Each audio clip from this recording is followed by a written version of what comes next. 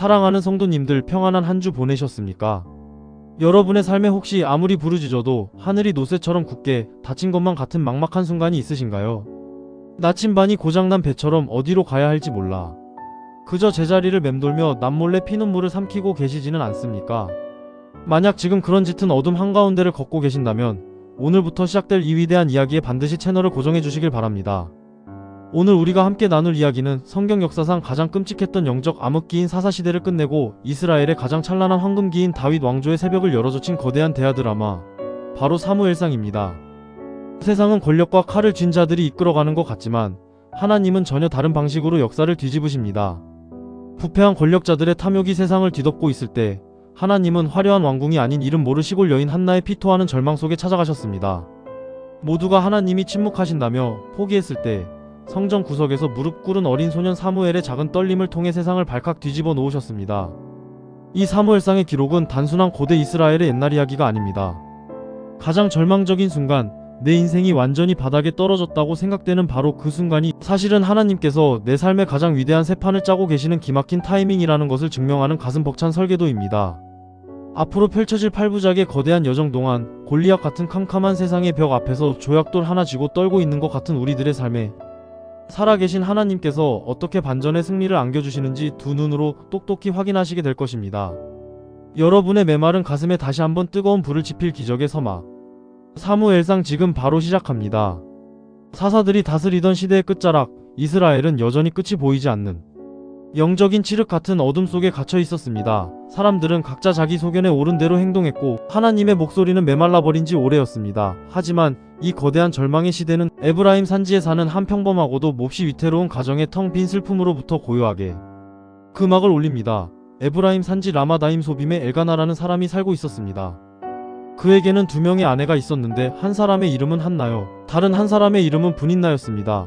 분인나에게는 아이들이 여럿 있었지만 한나에게는 단 한 명의 자식도 없었습니다. 고대 이스라엘 사회에서 여인이 아이를 낳지 못한다는 것은 그저 개인적인 슬픔을 넘어 하나님께 저주를 받았다는 지독한 사회적 낙인이자 수치였습니다. 매년 엘가나에 온 가족이 여호와께 제사를 드리러 실로라는 곳으로 올라갈 때마다 이 집안의 소리 없는 지옥은 어김없이 시작되었습니다. 남편 엘가나는 자식이 없어 주눅든 한나를 더욱 불쌍히 여겨 재물의 분깃을 2배나 챙겨주며 그녀를 위로하려 했습니다. 하지만 남편의 그 얄팍한 편에는 오히려 분인나의 도끼를 바짝 오르게 만들었습니다. 어머, 형님 남편 사랑을 독차지하시면 뭐한담? 뱃속이 텅 비어대를 잃을 자식 하나 못 낳는 주제의 자식들을 줄줄이 대동한 분인나는 매년 제사 때마다 한나의 가장 아픈 상처를 잔인하게 후벼 팠습니다. 그녀의 조롱은 날카로운 비수가 되어 한나의 심장에 푹푹 꽂혔습니다. 하나님 앞에서 가장 기뻐해야 할 거룩한 제사의 자리는 한나에게 매번 숨이 막히는 조롱과 멸시의 도살장이 되었습니다. 견디다 못한 한나는 남편이 준 고기를 입에 대지도 못한 채 통곡했습니다. 남편 엘가나가 다가와 한나여 어찌하여 울며 어찌하여 먹지 아니하며 어찌하여 그대의 마음이 슬프뇨 내가 그대에게 10 아들보다 낫지 아니하뇨라며 달랬지만 텅 빈 여인의 깊은 절망을 채우기엔 턱없이 부족한 인간의 말장난일 뿐이었습니다. 마음이 괴로울 대로 괴로워진 한나는 홀로 여호와의 성막 앞으로 나아갔습니다. 누구에게도 털어놓을 수 없는 처절한 억울함, 자신을 짐승처럼 조롱하는 분인나에 대한 분노, 그리고 자신을 임신하지 못하게 막으신 하나님을 향한 원망과 애원, 수만 가지 감정이 핏대처럼 뒤엉킨 한나는 성막 기둥에 기대어 오열하며 기도를 시작했습니다. 만군의 여호와여, 만일 주의 여종의 고통을 돌보시고 나를 기억하사 주의 여종을 잊지 아니하시고 주의 여종에게 아들을 주시면 내가 그의 평생에 그를 여호와께 드리고 삭도를 그의 머리에 대지 아니하겠나이다. 아들을 주신다면 그 귀한 아들의 머리에 평생 면도칼을 대지 않고 하나님의 거룩한 일꾼, 즉 나실인으로 바치겠다는 처절하고도 무서운 서원이었습니다. 슬픔이 극에 달한 한나의 기도는 점차 소리를 잃어갔습니다. 입술만 파르르 떨릴 뿐 목소리는 밖으로 새어나오지 않았습니다. 영혼 밑바닥에서 피를 토해내는 침묵의 절규였습니다. 그런데 그 참담한 영적 암흑기를 증명이라도 하듯 성막 의자에 앉아 이 모습을 지켜보던 대제사장 엘리의 입에서 기막힌 호통이 터져나왔습니다. 네가 언제까지 취하여 있겠느냐? 포도주를 끊으라. 가장 거룩해야 할 이스라엘의 최고 영적 지도자조차 피눈물을 흘리며 기도하는 상처 입은 성도의 모습을 한나 술주정꾼으로 착각할 만큼 영적인 눈이 철저하게 멀어 있었던 시대, 이것이 바로 사사시대의 끔찍한 민낯이었습니다. 한나가 화들짝 놀라며 엎드렸습니다. 내 주여, 그렇지 아니하니이다. 나는 마음이 슬픈 여자라. 포도주나 독주를 마신 것이 아니요 여호와 앞에 내 심정을 통한 것뿐이오니 당신의 여종을 악한 여자로 여기지 마옵소서. 그제야 자신이 큰 실수를 했음을 깨달은 늙은 제사장 엘리가 머쓱해하며 축복을 건넸습니다. 평안히 가라. 이스라엘의 하나님이 네가 기도하여 구한 것을 허락하시기를 원하노라. 비록 타락하고 눈먼 제사장이 툭 던진 한마디였지만 한나는 그 말씀을 살아계신 하나님의 약속으로 온전히 부여잡았습니다. 당신의 여종이 당신께 은혜 입기를 원하나이다. 얼굴에 눈물을 닦아낸 한나는 자리에서 일어나 돌아가 음식을 먹었고 놀랍게도 그녀의 얼굴에는 다시는 근심의 빛이 없었습니다. 상황은 단 하나도 변한 것이 없었지만 기도의 응답을 확신한 믿음이 텅 빈 그녀의 영혼을 가득 채워버린 것입니다. 그 믿음대로 마침내 굳게 닫혀있던 한나의 태가 기적처럼 열렸습니다. 우렁찬 울음소리와 함께 사내 아이가 태어났습니다. 하나님이 눈물의 기도를 들으셨다는 완벽한 증거. 한나는 그 아이의 이름을 내가 여호와께 그를 구하였다라는 뜻의 사무엘이라 지었습니다. 품에 안은 핏덩이를 바라보며 한나의 가슴은 세상을 다 가진 듯 기쁨으로 벅차올랐습니다. 분인 나의 오랜 조롱도 이제는 한낱 먼지처럼 흩어졌습니다. 하지만 그 기쁨의 이면에는 서원한 대로 이 젖먹이를 떼어놓고 곧 저 차가운 성막으로 평생을 보내야 한다는 뼈아픈 이별의 시간이 시시각각 다가오고 있었습니다. 한나는 아이가 젖을 뗄 때까지 실로에 올라가지 않고 품에 안아온 정성을 다해 길렀습니다. 이윽고 아이가 젖을 떼자마자 한나는 독하게 마음을 먹고 짐을 꾸렸습니다. 고작 3살 남짓된 어린 사무엘의 작은 손을 잡고 수소 3마리와 밀가루, 포도주를 챙겨 그녀는 다시 실로의 여호와의 집으로 향했습니다. 늙은 제사장 엘리 앞에 다시 선 한나의 고백은 성경 역사상 가장 위대하고도 가슴 시린 헌신의 장면입니다. 내 주여, 당신의 곁에 서서 여호와께 기도하던 여자가 바로 나니다. 이 아이를 위하여 내가 기도하였더니 내가 구하여 기도한 바를 여호와께서 내게 허락하신지라. 그러므로 나도 그를 여호와께 드리되 그의 평생을 여호와께 드리나이다. 목숨보다 귀한 자신의 전부이자 슬픔의 유일한 보상이었던 아들을 하나님께 미련 없이 내어드린 어머니 한나는 어린 사무엘을 엘리에게 맡겨두고 예배한 뒤 집으로 돌아갔습니다. 이 위대한 어머니의 비워냄이 훗날 이스라엘을 절망에서 건져낼 새 시대의 새벽을 여는 가장 강력한 불꽃이 되었습니다. 아이 사무엘은 실로에 남아 제사장 엘리 앞에서 여호와를 섬기기 시작했습니다. 하지만 사무엘이 머물게 된 여호와의 성소는 겉모습만 거룩할 뿐 속은 시궁창처럼 썩어 문드러지고 있었습니다. 엘리의 두 아들 홈리와 비느하스는 명색이 제사장이면서도 하나님을 전혀 알지 못하는 짐승 같은 불량배들이었습니다. 그들은 백성들이 하나님께 바치기 위해 끓이고 있는 고기에 삼지창을 마구 찔러 넣어 자기들 입맛대로 고기를 탈취했고 기름을 태우기도 전에 억지로 핏물 뚝뚝 떨어지는 생고기를 빼앗으며 백성들의 간절한 예배를 무참히 짓밟았습니다. 심지어 성막문에서 수종드는 여인들을 겁탈하는 끔찍한 만행까지 서슴지 않았습니다. 늙은 아버지 엘리가 뒤늦게 소문을 듣고 두 아들을 타일렀지만 이미 악에 바친 그들의 귀에는 아버지의 경고도 하나님의 진노도 들리지 않았습니다. 이스라엘 백성들은 여호와의 제사를 멸시하는 이 끔찍한 제사장들 때문에 신음하며 고통받았습니다. 하나님의 성전에서 가장 거룩해야 할 자들이 가장 타락한 괴물이 되어버린 지독한 모순하지만 이 칠흑 같은 어둠의 한복판에서도 한나가 눈물로 심어놓은 작은 씨앗은 조용히 빛을 발하고 있었습니다. 세마포 에봇을 단정히 입고 여호와 앞에서 묵묵히 섬기는 작은 소년 사무엘, 부패한 홈리와 비느하스의 탐욕스러운 발걸음과 순전한 사무엘의 거룩한 발걸음이 같은 성막 안에서 날카롭게 엇갈리고 있었습니다. 부패한 낡은 거목은 서서히 쓰러져가고 있었고 무대 뒤편에서는 하나님이 직접 키우시는 새로운 시대의 거대한 선지자가 조용히 그러나 굳건하게 자라나고 있었습니다.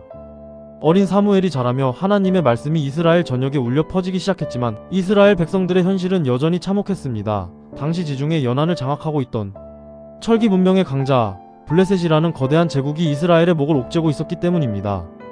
어느 날 이스라엘은 블레셋의 압제에서 벗어나고자 에베넷을 곁에 진을 치고 아벡에 모인 블레셋 군대와 전면전을 벌였습니다.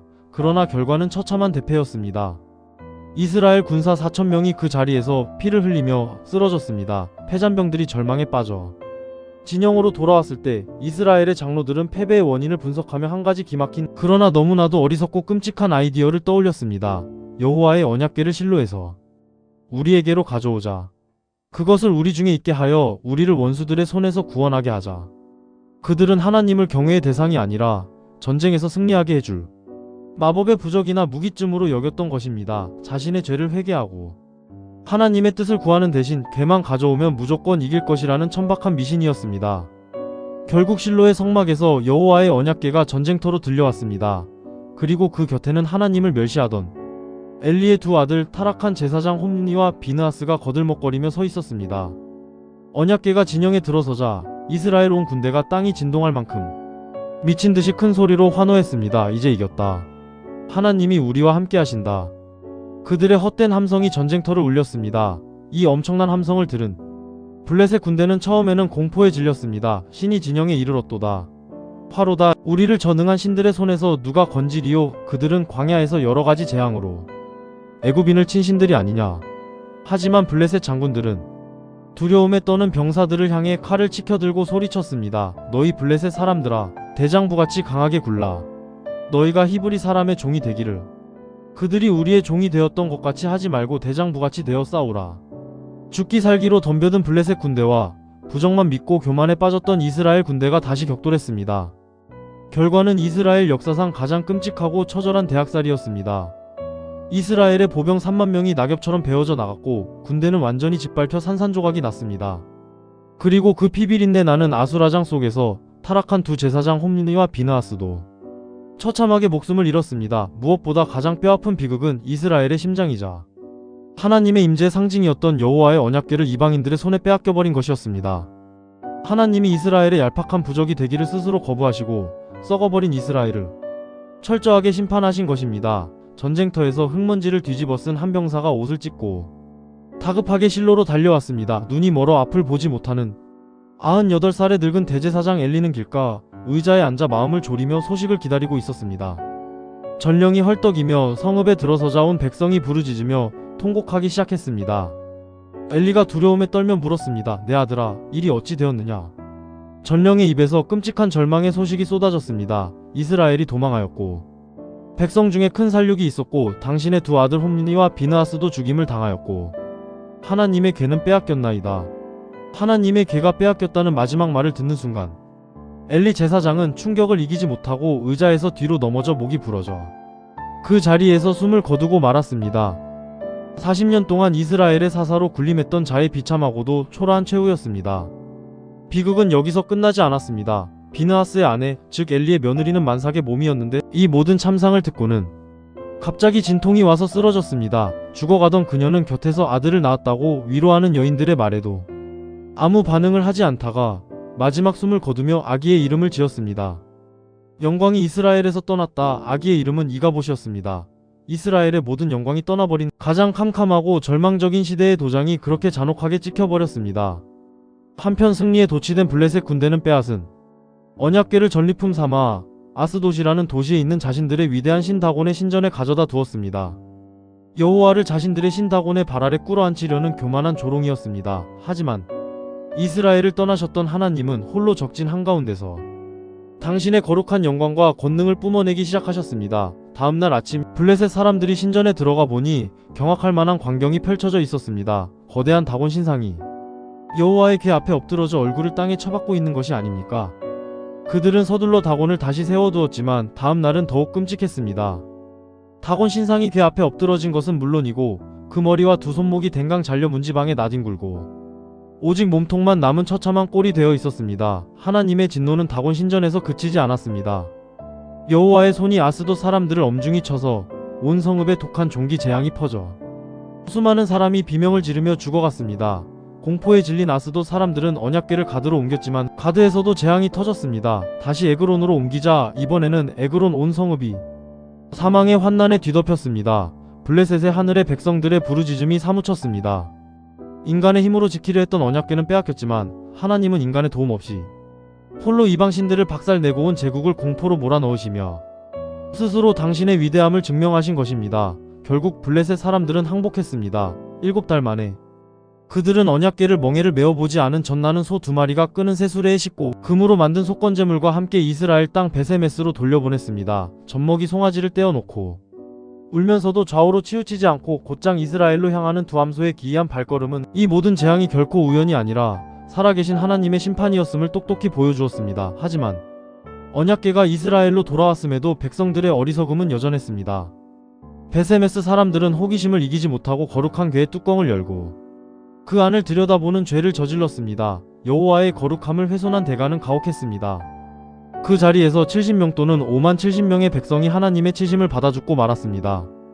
두려움에 질린 그들은 언약궤를 기랴셔 아림의 아비나답의 집으로 황급히 옮겨버렸고 궤는 그곳에서 무려 20년이라는 긴 세월 동안 방치되었습니다.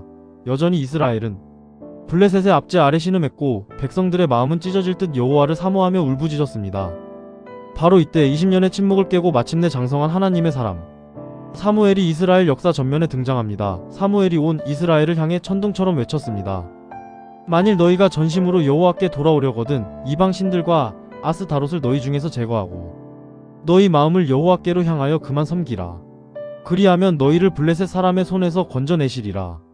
사무엘은 온 백성을 미스바라는 곳으로 소집했습니다. 이스라엘 백성들은 그곳에 모여 종일토록 금식하며 물을 길어 여호와 앞에 붓고 가슴을 치며 회개했습니다. 우리가 여호와께 범죄하였나이다. 수십 년간 쌓였던 죄악을 씻어내는 거대한 영적 대각성의 현장이었습니다. 그런데 이스라엘이 미스바에 모였다는 소식을 들은 블레셋 군대가 이 기회를 틈타 이스라엘을 완전히 멸절시키려 대군을 이끌고 쳐들어왔습니다. 무기도 군대도 없이 그저 기도하러 모여있던 이스라엘 백성들은 사색이 되어 벌벌 떨었습니다. 당신은 우리를 위하여 우리 하나님 여호와께 쉬지 말고 부르짖어 우리를 블레셋 사람의 손에서 구원하시게 하소서. 사무엘은 젖먹는 어린 양 하나를 가져다가 온전한 번제를 여호와께 드리고 이스라엘을 위하여 간절히 부르짖었습니다. 바로 그 순간이었습니다. 사무엘이 번제를 드릴 때 하늘을 찢는 듯한 거대한 우레소리가 블레셋 진영 위로 쏟아져 내렸습니다.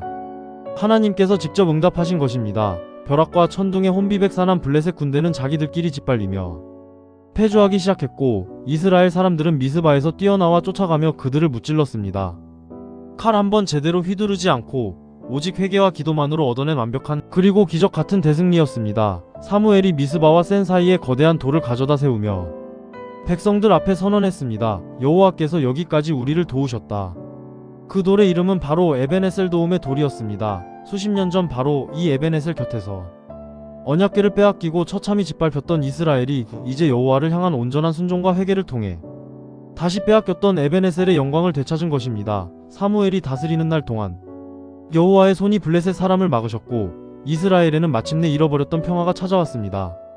영광이 떠났다던 이가봇의 캄캄한 시대가 저물고 에벤에셀의 찬란한 아침이 밝아온 것입니다. 하지만 인간의 어리석음은 끝이 없는 법 평화가 찾아오자 이스라엘 백성들의 마음속에는 또 다른 교만한 욕망이 독버섯처럼 피어나기 시작했습니다. 다가올 거대한 폭풍의 전조가 사무엘의 귓가를 맴돌고 있었습니다. 에벤에셀의 위대한 승리 이후 이스라엘에는 오랜만에 평화가 찾아왔습니다. 하지만 평화의 시간은 야속하게도 이스라엘의 구원자 사무엘의 머리 위로 하얀 서리를 내려앉혔습니다. 백발이 성성한 노인이 된 사무엘은 자신이 더 이상 온 이스라엘을 순회하며 다스릴 기력이 없음을 깨닫고 자신의 두 아들 요엘과 아비야를 사사로 세웠습니다. 그러나 비극은 늘 가장 거룩해야 할 곳에서 독버섯처럼 피어나는 법이었습니다. 사무엘의 두 아들은 평생을 청렴하고 고결하게 살아온 아버지의 길을 따르지 않았습니다. 그들은 이익을 탐하여 뇌물을 받고 억울한 자들의 판결을 무참히 굳게 만들었습니다. 과거 제사장 엘리의 두 아들이 저질렀던 타락의 악몽이 가장 완벽해 보였던 사무엘의 가문에서 다시금 재현되고 있었던 것입니다. 이 부패를 더 이상 참지 못한 이스라엘의 모든 장로들이 라마에 있는 사무엘의 집으로 몰려왔습니다. 그리고 그들은 사무엘의 가슴에 아니 살아계신 하나님의 심장에 날카로운 비수를 꽂는 충격적인 요구를 내뱉었습니다. 보소서. 당신은 늙고 당신의 아들들은 당신의 행위를 따르지 아니하니 모든 이방 나라들과 같이 우리에게 왕을 세워 우리를 다스리게 하소서. 사무엘의 억장이 무너져 내렸습니다. 왕을 달라는 그들의 요구는 단순히 늙은 사무엘을 은퇴시키겠다는 뜻이 아니었습니다. 눈에 보이지 않는 하나님 대신 당장 눈앞에서 화려한 갑옷을 입고 칼을 휘두르며 자신들을 지켜줄 인간 왕을 달라는 거대한 반역이었습니다.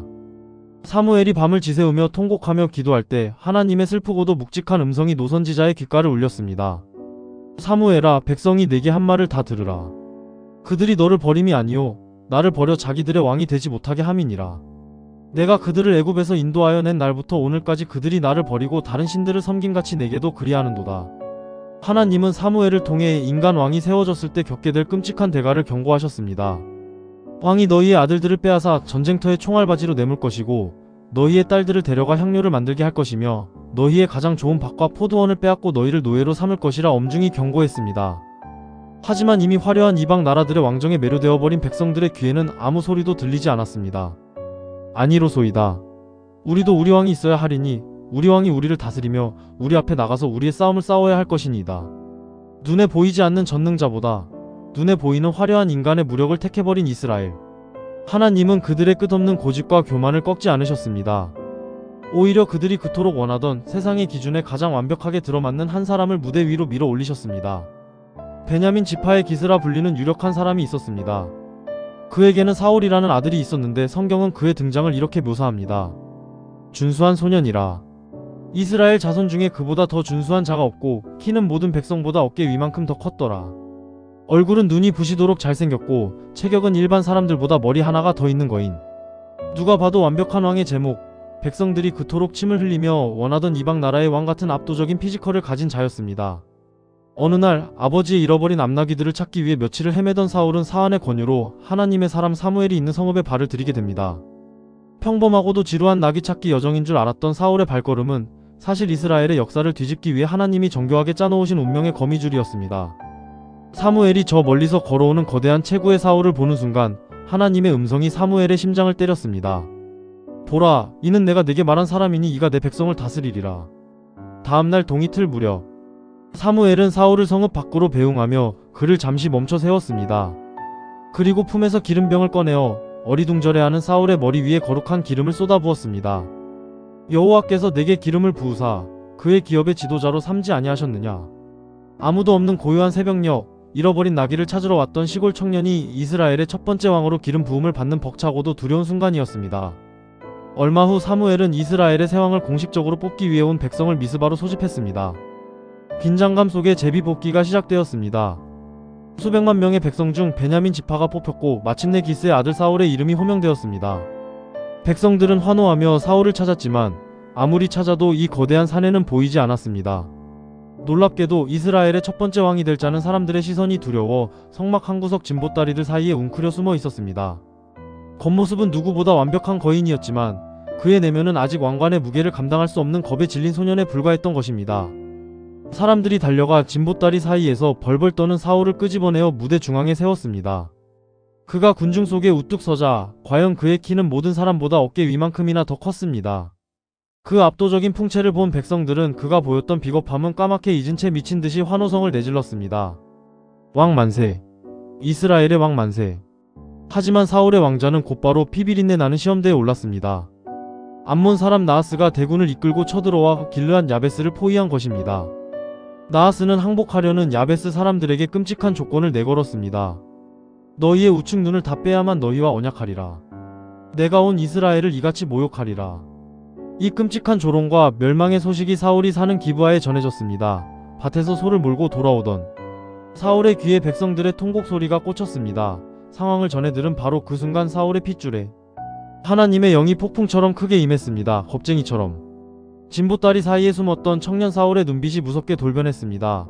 그는 끌고 오던 소 2마리를 그 자리에서 무참히 토막내어 그 핏물 뚝뚝 떨어지는 고기 조각들을 이스라엘 모든 지역으로 전령들을 통해 보냈습니다. 누구든지 나와서 사울과 사무엘을 따르지 아니하면 그의 소들도 이와 같이 하리라.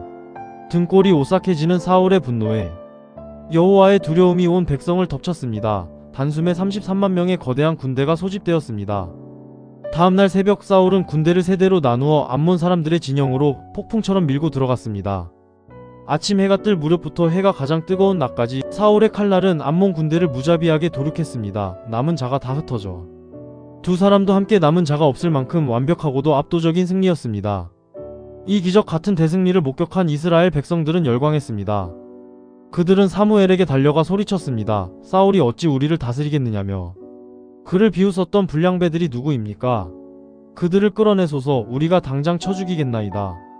하지만 피를 뒤집어 쓴 사울은 군중을 가로막으며 왕으로서의 위대한 자비와 위엄을 선포했습니다. 오늘 여호와께서 이스라엘 중에 구원을 베푸셨음이니라. 오늘 하루는 아무도 사람을 죽이지 못하리라. 광기에 사로잡힌 군중을 진정시킨 사울의 완벽한 리더십 사무엘은 환호하는 백성들을 이끌고 길갈로 향했습니다. 그곳에서 화목제를 드리며 사울은 진정한 이스라엘의 왕으로 다시 한번 화려하게 즉위했습니다. 사울과 이스라엘 모든 사람이 여호와 앞에서 크게 기뻐하며 축배를 들었습니다. 하지만 이 화려한 축제의 이면에서 하나님과 사무엘의 가슴 한편은 여전히 서늘하게 식어 있었습니다. 인간의 눈에 완벽해 보이는 이 찬란한 시작이 훗날 이스라엘 역사상 가장 잔혹하고 미쳐버린 관계 시대로 추락하게 될 비극의 서막이라는 것을 아직 아무도 알지 못했습니다. 길갈에서 화려하게 즉위식을 마친 사울의 머리 위로 왕관이 씌워졌습니다. 온 이스라엘이 기쁨의 함성을 질렀지만 백발이 성성한 노선지자 사무엘의 표정은 엄숙했습니다.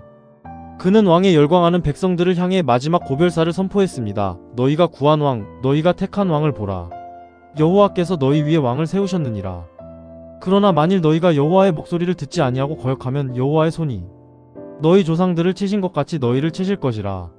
사무엘은 백성들의 교만을 꺾기 위해 하나님께 부르짖었습니다. 그러자 비가 올 수 없는 밀베는 시기임에도 불구하고 맑았던 하늘이 순식간에 검게 물들더니 고막을 찢는 천둥번개와 함께 거센 폭우가 쏟아지기 시작했습니다. 자연의 법칙마저 뒤집어 엎으시는 하나님의 압도적인 권능 앞에 이스라엘 백성들은 자신들이 인간왕을 구한 것이 얼마나 거대한 죄악이었는지 깨닫고 땅에 엎드려 벌벌 떨었습니다. 사무엘은 두려워하는 백성들을 향해 오직 여호와를 경외하며 마음을 다하여 진실이 섬기라는 묵직한 유언 같은 당부를 남기고 무대 뒤로 물러났습니다. 이제 이스라엘의 역사는 온전히 젊은 왕 사울의 손에 넘어갔습니다. 사울이 왕위에 오른 지 2년 평화는 그리 오래가지 않았습니다. 사울의 아들, 피 끓는 청년 요나단이 게바에 있는 블레셋 사람의 수비대를 기습 공격한 것입니다. 이 도발에 격노한 블레셋 제국은 이스라엘의 씨를 말려버리겠다며 해변의 모래알처럼 셀 수 없이 거대한 대군을 이끌고 믹마스에 진을 쳤습니다. 병거만 3만 대, 마병이 6,000명, 삐쩍 마른 나귀와 농기구가 무기의 전부였던 이스라엘 군대 앞에 당대 최고의 철기 무기로 무장한 블레셋의 압도적인 군사력이 벼락처럼 쏟아졌습니다. 이 거대한 공포 앞에서 이스라엘 백성들의 심리적 방어선은 속절없이 무너져 내렸습니다. 암몬 군대를 무찌를 때의 그 기세 등등하던 33만의 군대는 온데간데 없고 병사들은 덜덜 떨며 산속 동굴과 숲을 바위 틈과 웅덩이로 쥐새끼처럼 숨어들었습니다. 심지어 요단강을 건너 도망치는 자들도 속출했습니다. 사울은 길갈에 진을 치고 전쟁에 출정하기 전 하나님께 제사를 드려줄 사무엘을 애타게 기다렸습니다. 사무엘이 약속한 7일의 기한이 다 되어가고 있었지만 노선지자는 나타나지 않았습니다. 하루하루 시간이 흐를수록 사울의 곁에 남아있던 병사들마저 공포에 질려 하나둘씩 진영을 이탈하기 시작했습니다. 마침내 약속된 7일째 되는 날 사무엘은 여전히 오지 않았고 텅 빈 진영에 남은 군사는 고작 600명 뿐이었습니다. 사울의 눈빛이 흔들렸습니다. 두려움과 조급함이 이성을 마비시켰습니다. 이대로 가다간 싸워보기도 전에 군대가 다 흩어지겠다. 결국 왕으로서 절대 넘지 말아야 할 선을 넘어버리고 말았습니다. 번제물과 화목제물을 이리로 가져오라. 사울은 제사장만이 드릴 수 있는 번제를 자신이 직접 드려버렸습니다. 하나님의 명령을 기다리는 순종보다 당장 흩어지는 백성들의 눈치를 보며 상황을 통제하려는 인간적인 불안감이 앞선 것입니다. 그런데 그가 번제 드리기를 딱 마치자마자 기가 막히게도 사무엘이 진영에 도착했습니다. 현장에 타는 냄새와 피비린내를 맡은 사무엘의 눈에 벼락같은 분노가 서렸습니다. 왕이 행하신 것이 무엇이냐? 사울은 다급하게 변명했습니다. 백성은 내게서 흩어지고 당신은 정한 날 안에 오지 아니하고 블레셋 사람은 믹마스에 모였음을 내가 보았으므로 부득이하여 번제를 드렸나이다. 부득이하여 어쩔 수 없이 사울의 변명에는 하나님을 향한 경외심이 없었습니다. 사무엘의 입에서 사울의 영혼을 찢어발기는 잔혹한 심판의 선고가 떨어졌습니다. 왕이 망령되이 행하였도다. 왕이 여호와의 명령을 지켰더라면 여호와께서 이스라엘 위에 왕의 나라를 영원히 세우셨을 것이거늘 지금은 왕의 나라가 길지 못할 것이라 여호와께서 그의 마음에 맞는 사람을 구하여 그를 백성의 지도자로 삼으셨느니라. 사무엘은 매정하게 돌아서서 길가를 떠나버렸습니다. 사울의 치명적인 몰락이 시작된 첫 번째 균열이었습니다. 분위기가 벼랑 끝까지 몰린 절망적인 상황. 그런데 이때 이스라엘 진영에서 누구도 상상하지 못한 미친 짓을 벌이는 한 사람이 나타났습니다. 바로 사울의 아들 요나단이었습니다. 요나단은 무기를 든 소년 하나만을 데리고 단둘이서 블레셋의 최전방 수비대가 있는 가파른 바위 절벽을 기어 올라갔습니다. 수만 명의 적군 한가운데로 뛰어드는 자살 행위나 다름없는 짓이었습니다. 하지만 요나단의 눈에는 공포가 아니라 하나님을 향한 미친 듯한 확신이 타오르고 있었습니다. 여호와의 구원은 사람의 많고 적음에 달리지 아니하였느니라. 단 2명이 절벽을 기어 올라와 칼을 휘두르기 시작하자 기적 같은 일이 벌어졌습니다. 단 20명 남짓한 블레셋 군사를 쳐 죽였을 뿐인데 갑자기 블레셋 진영 전체에 초자연적인 거대한 공포가 덮쳤습니다.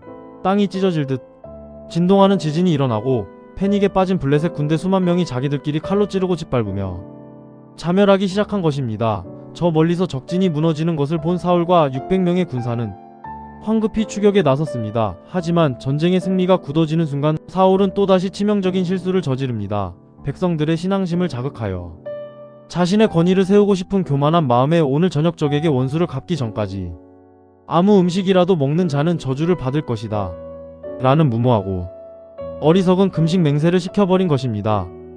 피 흘리며 추격하느라 백성들의 눈이 뒤집힐 정도로 허기졌지만 왕의 저주가 두려워 아무도 숲에 널린 꿀에 손을 대지 못했습니다.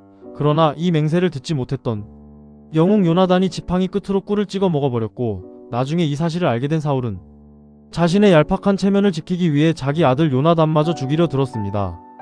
분노한 백성들이 들고 일어났습니다. 오늘 이스라엘의 이 큰 구원을 이룬 요나단이 죽어야 하리이까. 결단코 그렇지 아니하니이다.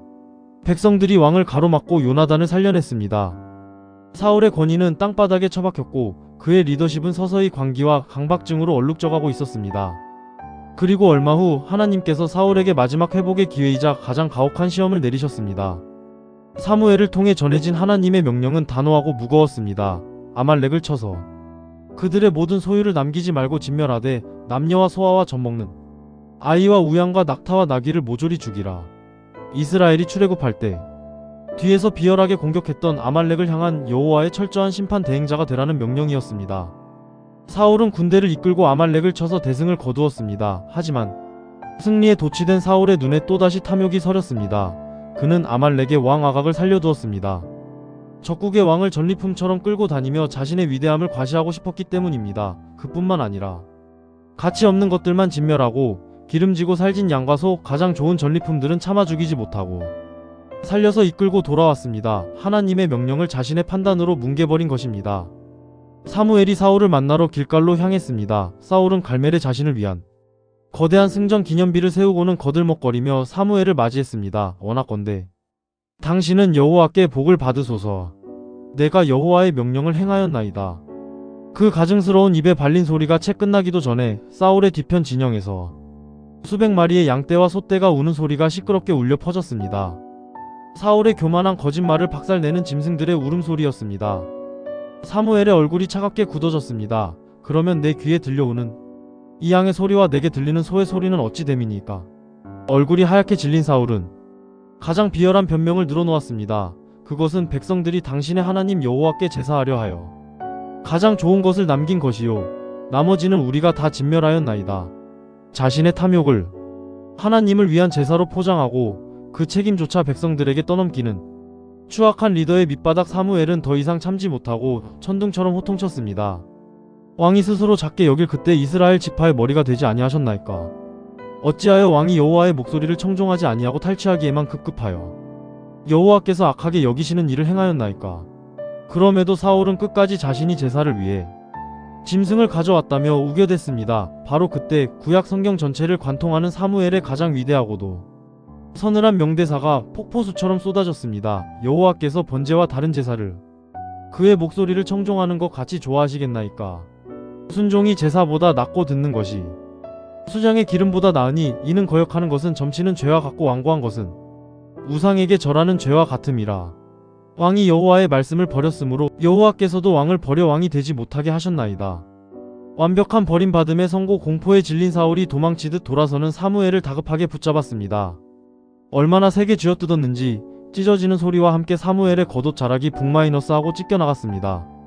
찢어진 옷자락을 내려다보며 사무엘이 냉정하게 쐐기를 박았습니다. 여호와께서 오늘 이스라엘 나라를 왕에게서 떼어내어 왕보다 나은 왕의 이웃에게 주셨나이다. 이스라엘에 찬란했던 첫 번째 왕 사울 어깨 위만큼 더 컸던 그의 거대한 육신은 이제 껍데기만 남은 빈 깡통이 되었습니다. 진보다리 사이에 숨었던 겸손한 청년은 온데간데없고 백성들의 눈치만 살피며 왕자에 집착하는 괴물만이 남아있었습니다. 사무엘은 그날 이후 죽는 날까지 다시는 사울을 보지 않았고 여호와께서는 사울을 이스라엘 왕으로 세우신 것을 깊이 후회하셨습니다. 하나님의 신은 사울을 영원히 떠났고 그의 왕궁에는 무겁고 끔찍한 광기의 그림자가 짙게 드리우기 시작했습니다. 그리고 하나님의 시선은 아무도 주목하지 않는 저 베들레헴의 작고 이름 없는 들판을 향해 조용히 움직이고 있었습니다. 사울이 여호와께 철저하게 버림받은 후 늙은 선지자 사무엘은 라마의 자기 집으로 돌아가 문을 걸어 잠갔습니다. 자신이 직접 머리에 기름을 부어 세웠던 이스라엘의 첫 번째 왕 그가 타락의 늪으로 빠져들어 가는 모습을 지켜보는 사무엘의 가슴은 갈기갈기 찢어졌습니다. 사무엘은 밤낮으로 사울을 위하여 애통하며 눈물을 흘렸습니다. 하지만 하나님의 역사는 한 인간의 실패로 결코 멈추지 않습니다. 깊은 슬픔에 잠겨있던 사무엘에게 여호와의 단호한 음성이 떨어졌습니다. 내가 이미 사울을 버려 이스라엘 왕이 되지 못하게 하였거늘 네가 그를 위하여 언제까지 슬퍼하겠느냐. 너는 뿔에 기름을 채워 가지고 가라. 내가 너를 베들레헴 사람 이새에게로 보내리니 이는 내가 그의 아들 중에서 한 왕을 보았느니라. 사무엘은 두려웠습니다. 미쳐가는 권력자 사울이 이 반역의 행보를 눈치챈다면 당장 자신을 쳐 죽일 것이 뻔했기 때문입니다. 하지만 사무엘은 암송아지 한 마리를 끌고 제사를 드린다는 명목으로 조용히 유다 지파의 작고 변방인 마을 베들레헴으로 발걸음을 옮겼습니다.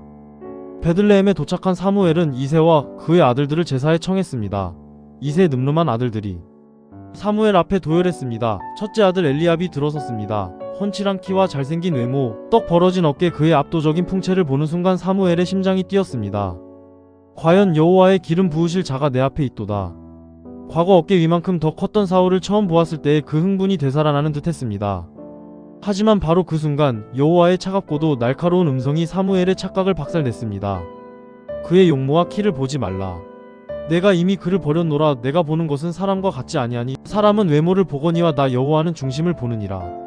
인간은 늘 겉으로 드러나는 스펙과 화려한 껍데기에 속지만 하나님은 그 영혼의 가장 깊은 밑바닥, 텅 빈 중심을 꿰뚫어 보고 계셨습니다. 엘리압이 지나가고 둘째 아비나답, 셋째 삼마, 그렇게 이새의 7 아들이 모두 사무엘 앞을 지나갔지만 여호와께서는 아무도 택하지 않으셨습니다. 당황한 사무엘이 이새에게 물었습니다. 내 아들들이 다 여기 있느냐? 이새가 머뭇거리며 대답했습니다. 아직 막내가 하나 남긴 남았는데 그는 지금 들에서 양을 지키고 있나이다. 가족들의 중요한 제사 자리에도 초대받지 못하고 그저 양 똥 냄새를 맡으며 들판에 방치되어 있던 막내. 아버지의 눈에도 전혀 왕의 제목으로 보이지 않았던 작고 볼품없는 소년이었습니다. 사람을 보내어 그를 데려오라. 그가 여기 오기 전에는 우리가 식사 자리에 앉지 아니하겠노라. 얼마 후 들판에서 흙먼지를 뒤집어 쓴 채 헐레벌떡 뛰어온 소년이 문을 열고 들어섰습니다. 그의 이름은 다윗이었습니다. 성경은 이 소년의 등장을 이렇게 기록합니다. 그의 빛이 붉고 눈이 빼어나고 얼굴이 아름답더라. 무기를 들고 적을 찢어 죽일 거대한 전사의 모습이 아니라 눈빛이 맑고 생기 넘치는 양치기 소년에 불과했습니다. 그러나 다윗이 들어서는 순간 사무엘의 영혼에 천둥같은 여호와의 음성이 내리꽂혔습니다. 이가 그니 일어나 기름을 부으라. 사무엘이 기름 뿔병을 가져다가 그의 형들 앞에서 이 가장 작고 보잘것없는 막내의 머리 위에 황금빛 기름을 쏟아부었습니다. 그날 이후로 다윗은 여호와의 영에게 크게 감동되었습니다. 이스라엘의 진짜 왕표가 아무도 주목하지 않는 베들레헴의 후미진 골방에서 조용히 그러나 완벽하게 찍힌 것입니다. 이와 동시에 기브아의 왕궁에서는 소름 끼치는 영적 교체가 일어나고 있었습니다. 성경은 이 끔찍한 비극을 단 한 줄로 요약합니다. 여호와의 영이 사울에게서 떠나고 여호와께서 부리시는 악령이 그를 번뇌하게 한지라. 하나님의 영광이 떠난 사울의 텅 빈 영혼 속으로 시커먼 악령이 다리를 틀고 들어왔습니다. 사울은 밤낮으로 미친 듯이 소리를 지르며 극심한 우울증과 강박 그리고 발작에 시달렸습니다. 이스라엘의 가장 높은 보좌에 앉아 있었지만 그는 보이지 않는 감옥에 갇힌 채 서서히 짐승처럼 썩어가고 있었습니다. 사울의 신하들이 겁에 질려 해결책을 내놓았습니다. 수금을 잘 타는 사람을 구하소서. 하나님께서 부리시는 악령이 왕에게 이를 때에 그가 손으로 타면 왕이 나으시리이다. 사울이 허락하자 한 소년이 수소문 끝에 왕궁으로 불려왔습니다. 이 기막힌 운명의 장난을 보십시오. 자신의 자리를 꿰찰 차기 왕으로 이미 하나님께 기름 부음을 받은 베들레헴의 양치기 소년 다윗이 미쳐버린 현직 왕 사울의 발밑에 엎드려 수금을 켜게 된 것입니다. 다윗의 손끝에서 맑고 투명한 수금 소리가 왕궁의 서늘한 공기를 가르고 울려 퍼졌습니다. 그가 연주할 때마다 하나님의 영이 함께 하셨고 사울을 짓누르던 악령은 비명을 지르며 떠나갔습니다. 사울의 발작이 멈추고 그의 호흡이 평안해졌습니다. 사울은 이 맑은 눈을 가진 소년을 크게 사랑하여 자신의 무기를 드는 자, 즉 가장 가까운 호위병으로 삼았습니다. 사울은 자신의 곁에서 수금을 켜며 자신을 살려내는 이 소년이 훗날 자신의 왕조를 박살내고 새로운 시대를 열어젖힐 거대한 폭풍의 눈이라는 사실을 꿈에도 알지 못했습니다. 그렇게 시간이 흘러 이스라엘에 또다시 피비린내 나는 전쟁의 먹구름이 몰려왔습니다. 블레셋 제국이 이스라엘의 숨통을 끊어버리기 위해 유다의 소고라는 곳에 엄청난 대군을 결집시킨 것입니다. 사울과 이스라엘 군대도 엘라 골짜기에 진을 치고 맞섰습니다. 이스라엘은 산 이쪽에, 블레셋은 저쪽 산에 진을 쳤고 그 두 군데 사이에는 깊은 골짜기가 놓여 있었습니다. 숨막히는 대치 상황. 그때 블레셋의 진영에서 한 명의 싸움 도두는 자가 성큼성큼 걸어 나왔습니다. 그가 골짜기 중앙에 우뚝 서자 이스라엘 진영 전체에 얼음물을 끼얹은 듯한 죽음의 침묵이 내려앉았습니다. 그의 이름은 가드 사람 골리앗이었습니다. 그의 키는 6규빗 한 뼘, 무려 3m에 달하는 인간 병기이자 걸어다니는 거대한 성벽이었습니다. 머리에는 번쩍이는 노트구를 썼고 몸에는 무게만 57kg이 넘는 비늘 갑옷을 입었습니다. 다리에는 녹각반을 쳤고 그가 든 창자루는 배틀채 같았으며 창날의 무게만 철 603개, 무려 7kg이 넘었습니다. 그의 앞에는 방패 든 자가 따로 걸어 나갈 정도로 압도적인 공포 그 자체였습니다. 골리앗이 벼락같은 목소리로 이스라엘 군대를 향해 포효했습니다. 너희가 어찌하여 나와서 전열을 벌였느냐? 나는 블레셋 사람이고 너희는 사울의 종들이 아니냐? 너희는 한 사람을 택하여 내게로 내려보내라. 그가 나와 싸워서 나를 죽이면 우리가 너희의 종이 되겠고 만일 내가 이겨 그를 죽이면 너희가 우리의 종이 되어 우리를 섬길 것이니라. 골리앗의 쩌렁쩌렁한 도발에 이스라엘 군대는 사색이 되었습니다. 내가 오늘 이스라엘의 군대를 모욕하였으니 사람을 보내어 나와 더불어 싸우게 하라. 어깨 위만큼 더 컸다는 사울 왕조차 골리앗 앞에서는 그저 초라한 어린아이에 불과했습니다. 사울과 온 이스라엘 백성은 골리앗의 말을 듣고 놀라 크게 두려워하며 덜덜 떨었습니다. 이 거대한 공포의 화신 골리앗은 하루도 빠짐없이 무려 40일 동안이나 조석으로 골짜기에 기어 나와 이스라엘과 살아계신 하나님을 향해 온갖 모욕과 침을 뱉어댔습니다. 누구도 감히 나설 엄두를 내지 못하는 끔찍한 절망의 골짜기. 이스라엘의 영광은 또다시 이대로 블레셋의 철퇴 아래 산산조각이 나고 마는 것일까요?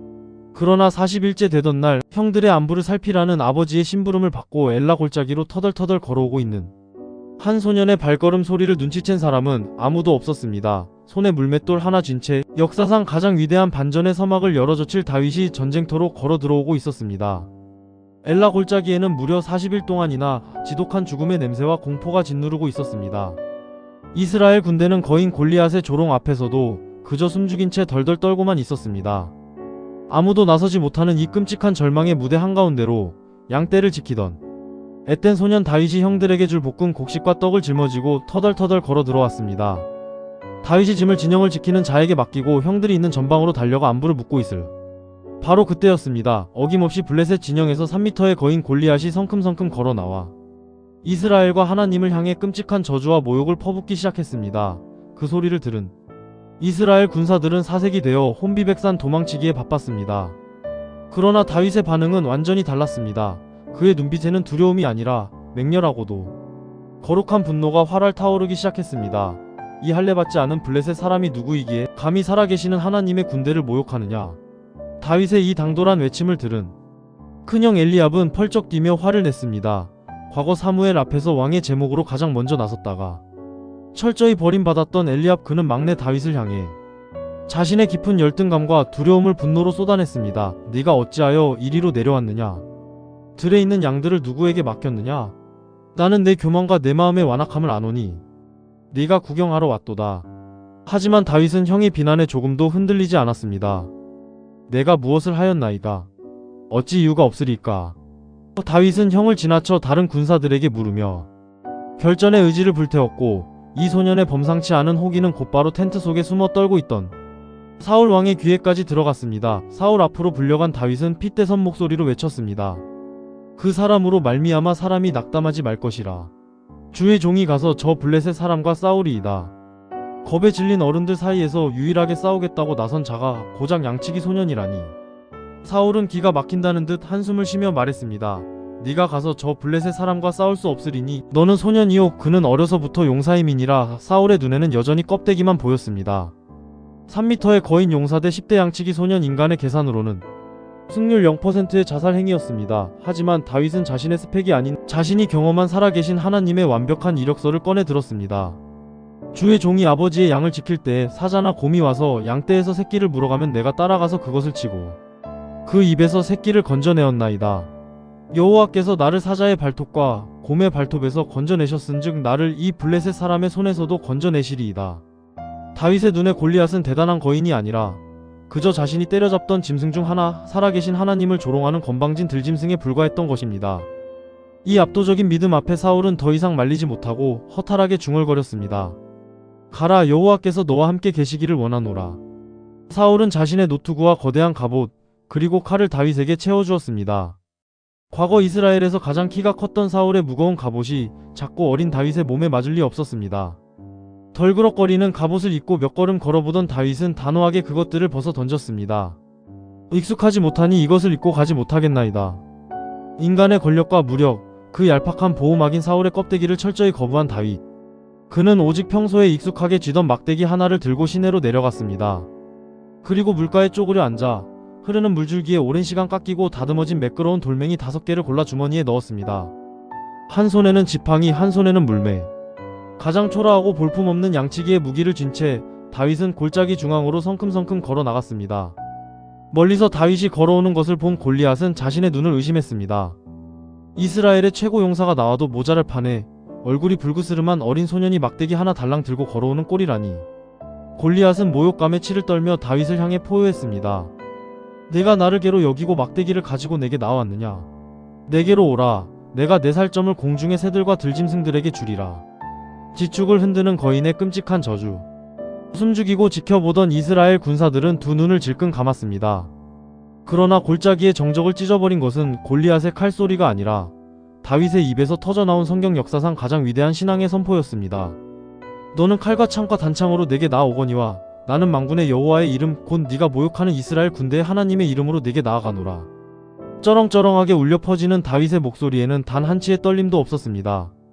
오늘 여호와께서 너를 내 손에 넘기시리니 내가 너를 쳐서 내 목을 베고 블레셋 군대의 시체를 오늘 공중의 새와 땅의 들짐승에게 주어 온 땅으로 이스라엘의 하나님이 계신 줄 알게 하겠고 또 여호와의 구원하심이 칼과 창이 있지 아니함을 이 무리에게 알게 하리라.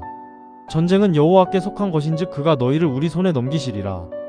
말을 마친 다윗은 뒤로 물러서지 않았습니다. 오히려 골리앗을 향해 미친듯이 전력 질주하기 시작했습니다. 달려가는 다윗의 손이 빠르게 주머니로 향했고 매끄러운 돌멩이 하나가 물매에 장전되었습니다. 허공을 가르는 물맷줄의 날카로운 파차름. 픽마이너스. 다윗의 손을 떠난 작은 돌멩이는 마치 보이지 않는 거대한 손에 이끌리듯 쏜살같이 허공을 갈랐습니다. 그리고 골리앗의 그 두꺼운 투구 사이 유일하게 뚫려있던 이마 정중앙에 정확하게 그리고 뼛속 깊이 퍼 하고 박혀버렸습니다. 비명조차 지르지 못했습니다.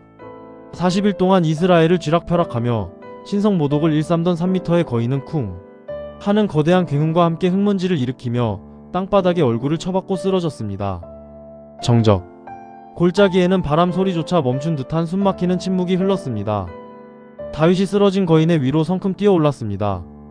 다윗의 손에는 칼이 없었습니다. 그는 골리앗의 칼집에서 거대한 칼을 뽑아들어 일말의 망설임도 없이 골리앗의 목을 내리쳤습니다. 잘려나간 골리앗의 거대한 머리가 다윗의 손에 높이 들리는 순간 블레셋 진영에서는 찢어지는 비명과 함께 혼비백산한 도망이 시작되었고 40일 동안 쥐구멍에 숨어있던 이스라엘 군사들의 입에서는 대지가 떠나갈 듯한 승리의 함성이 폭발했습니다.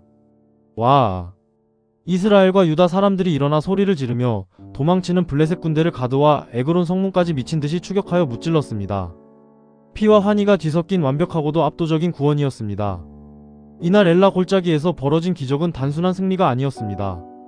그것은 육신의 눈으로 세상을 보며 두려워하던 사울의 시대가 끝났음을 알리는 처절한 장송곡이자 오직 만군의 여호와의 이름만을 의지하는 소년 다윗의 찬란한 시대가 열렸음을 온 천하에 선포하는 거대한 나팔 소리였습니다. 골리앗의 머리를 들고 위풍당당하게 예루살렘으로 향하는 다윗.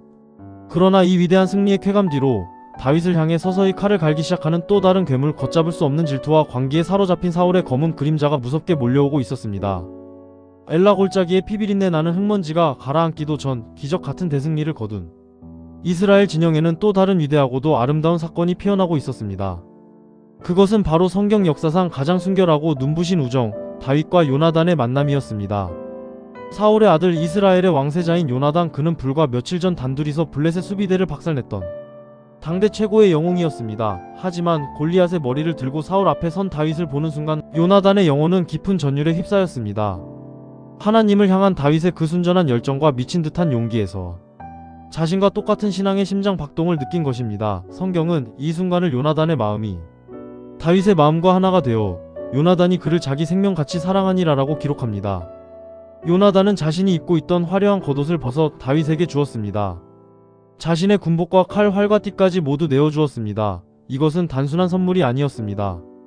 차기 왕권을 쥐고 있는 왕세자가 자신의 모든 권리와 영광을 총구석에서 온 양치기 소년에게 기꺼이 양도하겠다는 가장 완벽하고도 눈물겨운 비워냄의 선언이었습니다. 왕자를 지키기 위해 발악하는 아버지 사울과는 너무나도 다른 거룩한 순종이었습니다. 하지만 이 아름다운 평화는 예루살렘으로 돌아오는 승전 퍼레이드 길 위에서 산산조각이 나고 맙니다. 이스라엘의 모든 성읍에서 여인들이 소고와 경세를 들고 나와 환호하며 춤을 추기 시작했습니다. 그들의 입에서 터져나온 승리의 노래는 이스라엘의 하늘을 뒤덮었습니다. 사울이 죽인 자는 천천히요, 다윗은 만만히로다.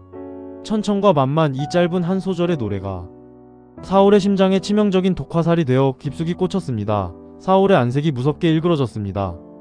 다윗에게는 만만을 돌리고 내게는 천천만 돌리니 그가 더 얻을 것이 나라 말고 무엇이냐. 그날 이후 사울의 두 눈에는 다윗을 향한 지독한 살기와 광기가 서리기 시작했습니다.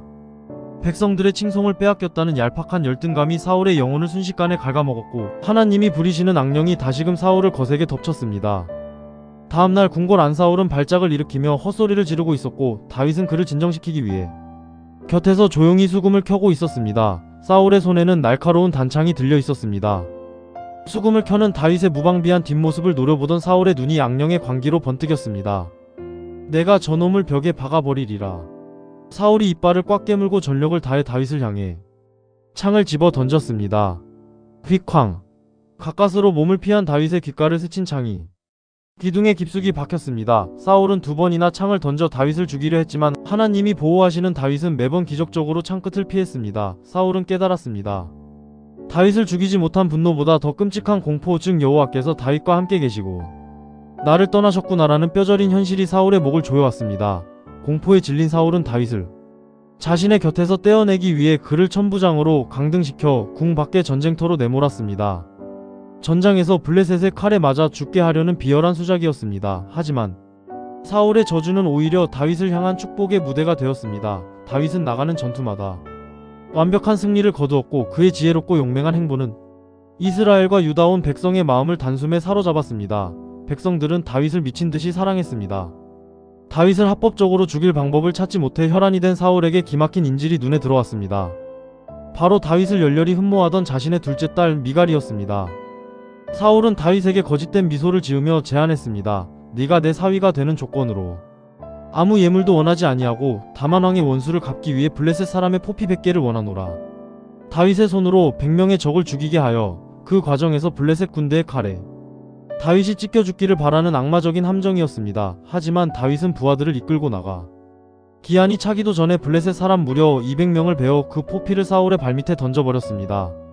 사울의 함정은 완벽하게 빗나갔고 다윗은 사울의 딸 미갈과 결혼하여 왕의 정식 사위가 되었습니다.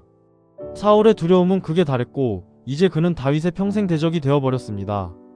더 이상 체면을 차릴 것도 없었습니다. 사울은 모든 신하와 아들 요나단에게 대놓고 다윗을 죽이라는 암살 명령을 내렸습니다. 그날 밤 사울이 보낸 암살자들이 다윗의 집을 포위했습니다. 아침이 밝으면 집을 덮쳐 다윗의 목을 벨 작정이었습니다. 남편의 목숨이 경각에 달렸음을 직감한 아내 미갈은 창문으로 밧줄을 내려 다윗을 황급히 탈출시켰습니다. 그리고 침상에 사람 크기의 우상드라빔을 눕히고 염소털로 머리를 꾸며 다윗이 병들어 누워있는 것처럼 위장하여 시간을 벌었습니다. 골리앗의 목을 베고 이스라엘의 최고 영웅으로 칭송받던 다윗, 화려한 궁궐의 천부장이자 왕의 사위였던 그가 한밤중에 맨발로 창문을 넘어 도망치는 처량한 신세로 전락하고 만 것입니다. 다윗은 라마에 있는 선지자 사무엘에게 도망쳐 숨어 있다가 자신을 돕기 위해 사력을 다하고 있는 유일한 핏 요나단을 만나기 위해 은밀히 들판으로 숨어들었습니다. 에셀 바위 곁 텅 빈 들판에서 다윗이 피눈물을 흘리며 요나단에게 부르짖었습니다. 내가 무엇을 하였으며 내 죄악이 무엇이기에 내 아버지가 내 생명을 찾느냐. 나와 죽음의 사이는 한 걸음뿐이니라. 요나단은 다윗을 진정시키며 아버지 사울의 살해 의지가 확고한지 내일 초하루 식사 자리에서 떠보겠다고 약속했습니다. 그리고 자신이 쏘는 세 발의 화살 위치로 결과를 알려주겠다는 암호를 정했습니다. 이 애절한 약속 앞에서 요나단은 다윗에게 훗날 자신의 집안을 멸절시키지 말아달라는 자신의 가문이 몰락할 것을 뻔히 알면서도 다윗의 왕조를 인정하는 슬프고도 위대한 언약을 맺습니다. 이틀 뒤 식사 자리에서 다윗의 행방을 묻는 사울에게 요나단이 다윗을 변호했습니다. 그러자 사울의 입에서 차마 입에 담을 수 없는 끔찍한 쌍욕이 아들 요나단을 향해 쏟아졌습니다. 폐역무도한 계집의 소생아, 내가 이새의 아들을 택한 것이 내 수치임을 내가 모를 줄 아느냐. 그가 살아있는 동안에는 너와 내 나라가 든든히 서지 못하리라. 당장 그놈을 끌어오라. 그는 죽어야 할 자니라. 요나단이 그가 죽을 일이 무엇이니까 라며 울부짖자 미쳐버린 사울은 자기 친아들인 요나단을 향해 단창을 집어 던졌습니다. 아버지가 다윗을 죽이기로 완벽하게 결심했음을 깨달은 요나단은 밥상을 엎어버리고 슬픔에 잠겨 통곡했습니다. 다음날 아침 요나단은 활과 화살을 들고 약속된 들판으로 나갔습니다. 작은 소년을 곁에 두고 요나단이 활시위를 당겼습니다. 화살이 매섭게 날아가 바위 너머로 떨어졌습니다. 요나단이 화살을 주우러 달려가는 소년을 향해 소리쳤습니다. 화살이 내 앞쪽에 있지 아니하냐. 지체 말고 빨리 다름질하라. 소년을 향한 외침이었지만 바위 틈에 숨어 숨죽여 듣고 있던 다윗을 향한 피토하는 경고였습니다. 아버지의 살기가 확고하니 뒤도 돌아보지 말고 영원히 도망치라는 가장 슬픈 암호. 소년이 화살을 주워 성읍으로 돌아간 뒤 다윗이 바위 남쪽에서 조용히 몸을 일으켰습니다. 두 사람은 들판 한가운데서 마주 섰습니다. 다윗은 땅에 3번 절하며 엎드렸습니다. 두 사내는 서로 부둥켜 안고 짐승처럼 소리내어 통곡하기 시작했습니다. 살아계신 하나님을 가장 순수하게 사랑했던 두 청년, 서로의 영혼을 목숨처럼 아꼈던 두 사람의 이별은 너무나도 가혹했습니다. 다윗의 슬픔은 요나단보다 더욱 컸습니다. 한참을 오열하던 요나단이 다윗의 어깨를 쥐고 마지막 인사를 건넸습니다. 평안히 가라. 우리 두 사람이 여호와의 이름으로 맹세하여 이르기를 여호와께서 영원히 나와 너 사이에 계시고 내 자손과 내 자손 사이에 계시리라 하였느니라. 요나단은 돌아서서 성읍으로 무거운 발걸음을 옮겼고 다윗은 텅 빈 들판을 향해 돌아섰습니다. 이제 다윗에게 남은 것은 아무것도 없었습니다. 왕의 사위라는 화려한 타이틀도, 사랑하는 아내 미갈도, 영혼의 직위 요나단도, 백성들의 환호도 모두 뒤로 한 채 오늘 밤 어디서 이슬을 피해야 할지 알 수 없는, 언제 사울의 칼끝에 목이 달아날지 모르는 서슬퍼런 도망자의 신세가 되었습니다. 가장 위대한 승리자에서 가장 처절한 도망자로 곤두박질친 다윗. 이제 그 앞에는 인간의 모든 껍데기가 벗겨지고 오직 살아계신 하나님 한 분만을 붙잡아야만 살아남을 수 있는 끔찍하고도 위대한 광야에 거친 모래바람이 불어오고 있었습니다. 요나단과 피눈물을 흘리며 헤어진 다윗, 골리앗의 목을 베고 온 백성의 환호를 받던 이스라엘의 최고 영웅은 이제 하루아침에 쫓기는 들짐승 신세가 되어 광야로 내몰렸습니다.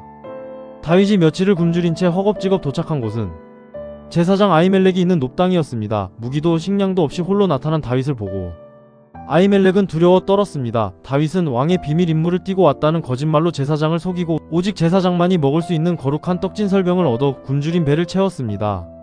그리고 그곳에 보관되어 있던 자신의 전리품 골리앗의 칼을 받아 들고 다시 도망길에 오릅니다. 하지만 불행하게도 사울의 악랄한 목자장 도에게 번뜩이는 두 눈이 성막 구석에서 이 모든 광경을 지켜보고 있었습니다. 사울의 추격이 턱 밑까지 쫓아오자 극도의 공포에 질린 다윗은 이스라엘 영토 안에서는 더 이상 숨을 곳이 없다고 판단합니다. 결국 그가 선택한 피난처는 너무나도 충격적이었습니다. 바로 자신이 목을 베었던 골리앗의 고향, 적국 블레셋의 도시 가드로 도망친 것입니다.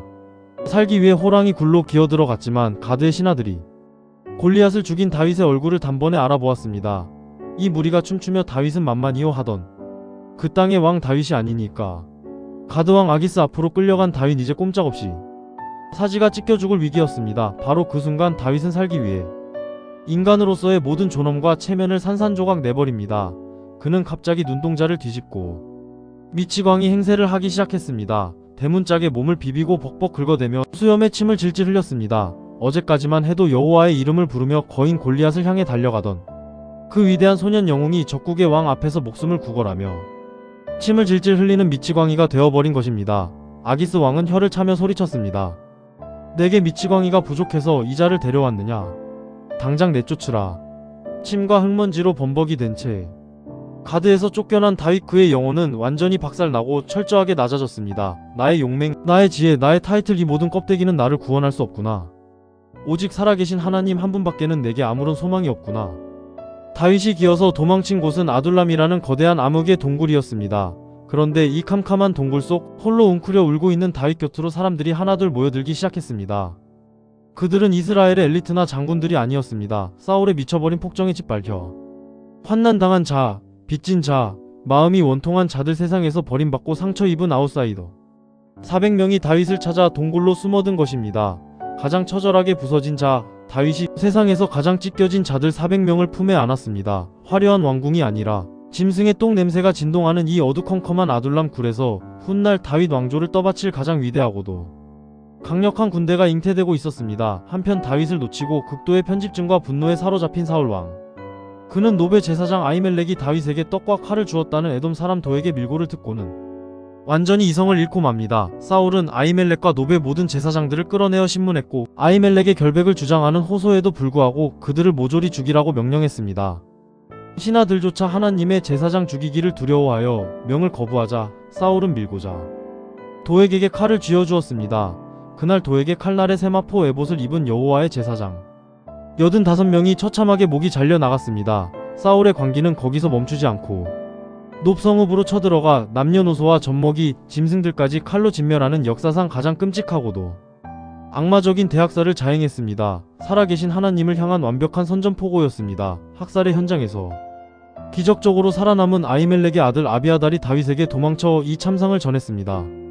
다윗은 가슴을 찢으며 통곡했습니다. 내 탓이로다. 내 아버지 집의 모든 사람의 죽은 것이 나의 탓이로다. 다윗은 아비아달을 품으며 이제 이 쫓기는 무리가 이스라엘의 유일한 남은 신앙의 등불임을 깨닫습니다. 시간이 흘러 사울의 끈질긴 추격전이 계속되던 중 역사적인 운명의 순간이 찾아옵니다. 다윗이 엔게디 광야의 황무지에 숨어 있다는 첩보를 들은 사울은 이스라엘에서 고르고 고른 최정예 특수부대 3,000명을 이끌고 다윗을 찢어 죽이러 출정했습니다. 사울이 드량 바위 길을 지나던 중 갑자기 배탈이 났는지 또는 용변이 급해져 길가의 한 깊고 거대한 동굴 안으로 혼자 걸어 들어갔습니다. 그런데 기가 막히게도 사울이 쭈그려 앉아 용변을 보며 무장해제된 바로 그 캄캄한 동굴 깊숙한 곳에 다윗과 그의 부하들이 숨죽이고 몸을 숨기고 있었습니다. 원수가 제 발로 사지로 걸어 들어온 것입니다. 다윗의 부하들이 어둠 속에서 칼을 쥐고 흥분하며 속삭였습니다. 보소서. 여호와께서 당신에게 원수를 내 손에 넘기리라 하시더니 바로 오늘이 그날이니이다. 단칼에 저놈의 목을 치소서. 누가 봐도 완벽한 기회였습니다. 저 미치광이의 목만 베면 이 지긋지긋한 도망자 생활도 끝나고 기름 부음 받은 대로 당장 이스라엘의 왕좌에 오를 수 있었습니다. 다윗이 소리 없이 칼을 빼들고 사울의 등 뒤로 다가갔습니다. 사울은 아무것도 모른 채 웅크리고 있었습니다. 다윗의 칼끝이 사울의 목덜미를 향해 올라갔습니다. 그러나 바로 그 순간 다윗의 손이 멈칫했습니다. 그는 사울의 목이 아니라 사울이 벗어놓은 겉옷 자락의 끝부분만을 조용히 베어냈습니다. 다윗은 부하들에게 단호하게 속삭였습니다. 내가 손을 들어 여호와의 기름 부음을 받은 내 주를 치는 것은 여호와께서 금하시는 것이니 그는 여호와의 기름 부음을 받은 자가 됨이니라. 자신의 손으로 원수를 갚고 스스로 왕위에 오를 수 있는 가장 짜릿한 유혹 앞에서도 다윗은 칼을 거두었습니다. 내 인생의 복수와 보복, 왕좌에 오르는 타이밍조차 철저하게 하나님의 주권에 맡겨버린 것입니다. 옷자락 하나 벤 것조차 마음이 찔려 아파했던 다윗의 그 지독하리만치 거룩한 양심. 이것이 사울과 다윗의 영혼을 가르는 가장 결정적인 차이였습니다. 사울이 아무것도 모른 채 굴에서 나가 길을 걸어갈 때 다윗이 동굴 밖으로 뛰어나와 땅에 엎드려 절하며 사울을 불렀습니다. 내 주 왕이여. 깜짝 놀라 뒤를 돌아본 사울을 향해 다윗이 잘려나간 사울의 옷자락을 흔들며 피 토하듯 외쳤습니다. 나의 아버지여 보소서. 내 손에 있는 왕의 옷자락을 보소서. 내가 왕을 죽이지 아니하고 겉옷 자락만 베었은즉 내 손에 악이나 죄과가 없는 줄을 오늘 아실지니이다. 왕은 내 생명을 찾아 해하려 하시나 나는 왕에게 범죄한 일이 없나이다. 여호와께서 나와 왕 사이를 판단하사 여호와께서 나를 위하여 왕에게 보복하시려니와 내 손으로는 결코 왕을 해하지 않겠나이다. 광야의 메마른 바람을 타고 쩌렁쩌렁 울려 퍼지는 다윗의 진심 그 처절하고도 숭고한 외침 앞에 악령에 사로잡혀 미쳐 날뛰던 사울의 단단한 마음이 속절없이 무너져 내렸습니다.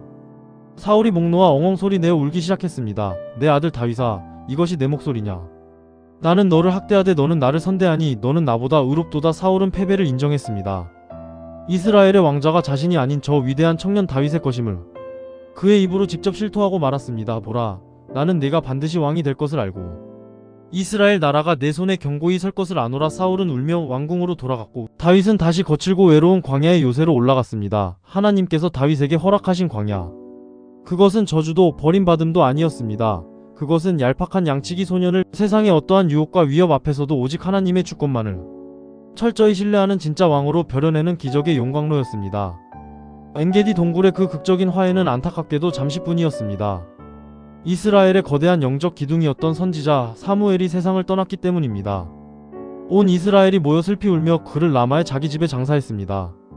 다윗에게 사무엘은 아버지이자 스승 그리고 자신의 운명을 예언해준 유일한 버팀목이었습니다. 그런 사무엘의 죽음은 다윗에게 이제 정말 홀로 서야 한다는 무거운 고독과 함께 사울의 광기를 막아줄 마지막 방어선이 사라졌음을 의미했습니다. 슬픔을 뒤로하고 다윗은 다시 유다 광야의 남쪽 바란 광야로 내려갔습니다.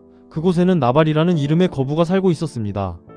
그는 양이 3,000마리, 염소가 1,000마리나 되는 엄청난 부자였지만 성격이 완고하고 행실이 악하기로 소문난 바보 같은 사람이었습니다. 반면 그의 아내 아비가일은 총명하고 외모가 아름다운 여인이었습니다. 다윗은 광야 생활을 하며 나발의 목자들과 양떼를 약탈자들로부터 완벽하게 보호해 주었습니다. 다윗에게는 당연한 선이었고 이제 양털을 깎는 축제날을 맞아 다윗은 소년들을 보내 정중하게 예의를 갖춰 약간의 음식을 청했습니다. 하지만 나발은 은혜를 원수로 갚았습니다. 다윗이 누구며 이새의 아들이 누구냐?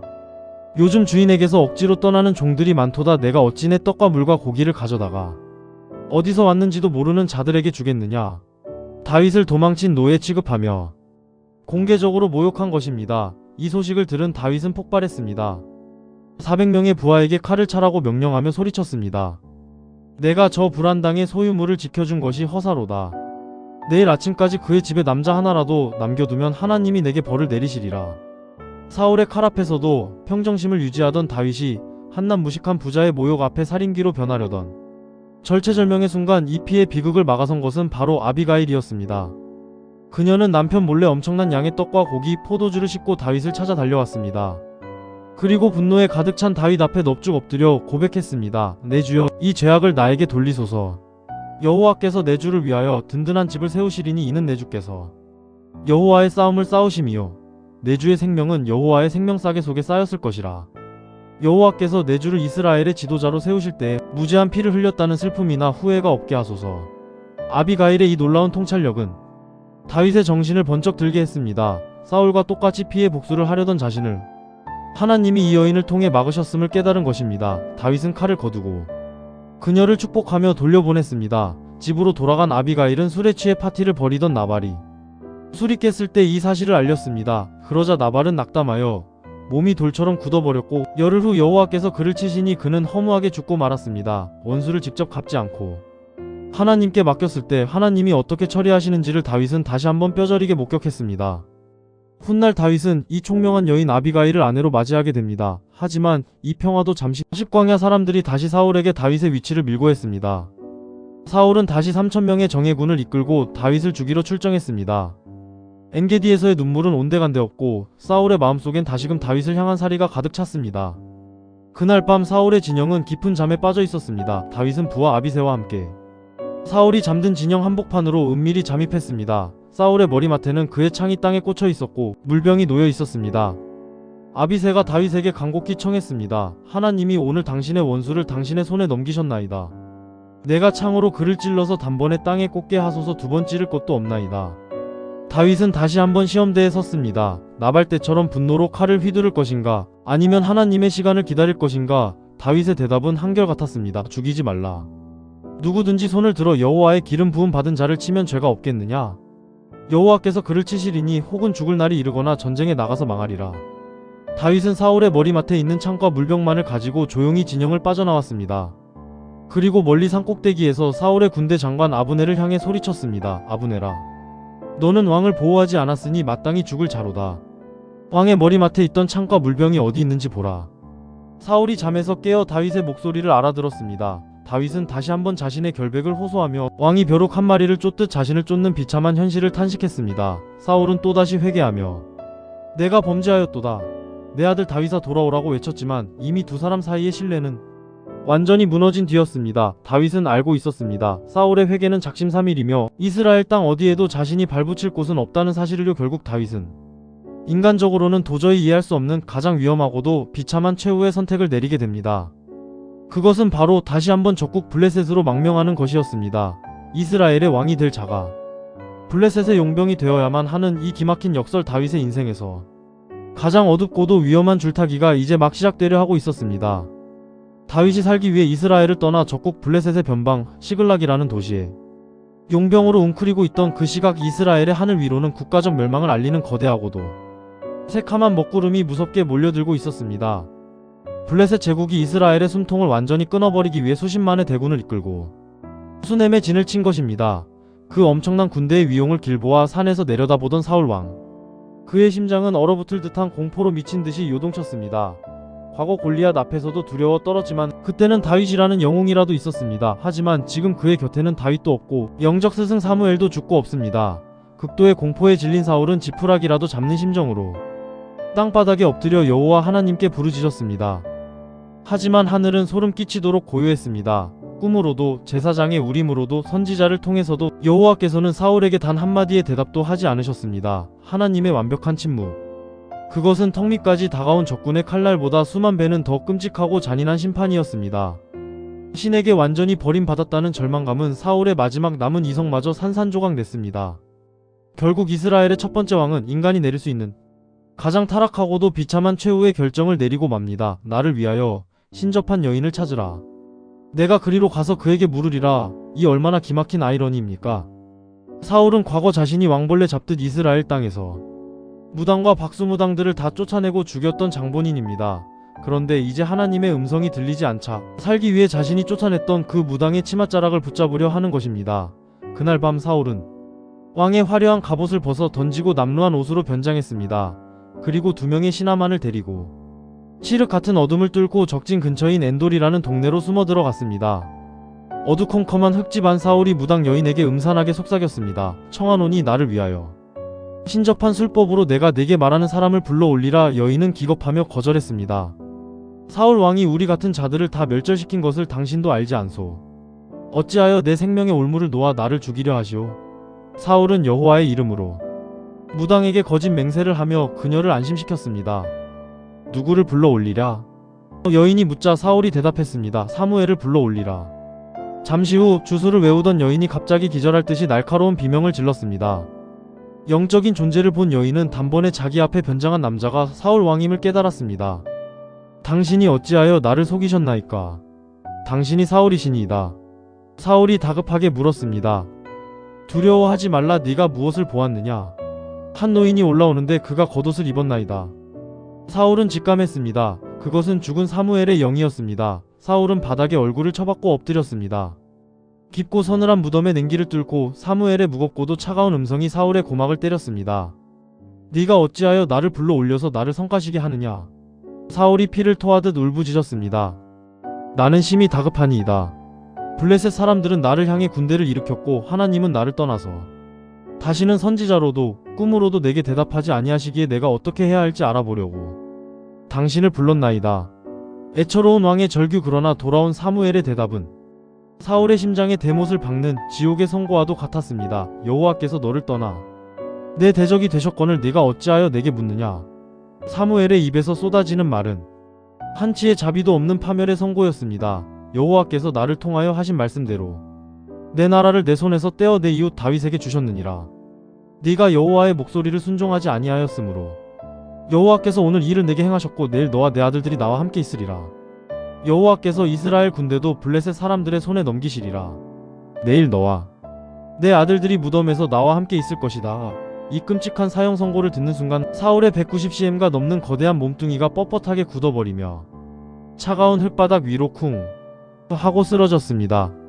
종일토록 아무것도 먹지 못했던 굶주림, 그리고 내일이면 사랑하는 아들들과 함께 모조리 몰살당할 것이라는 압도적인 공포가 사울의 숨통을 끊어놓은 듯 했습니다.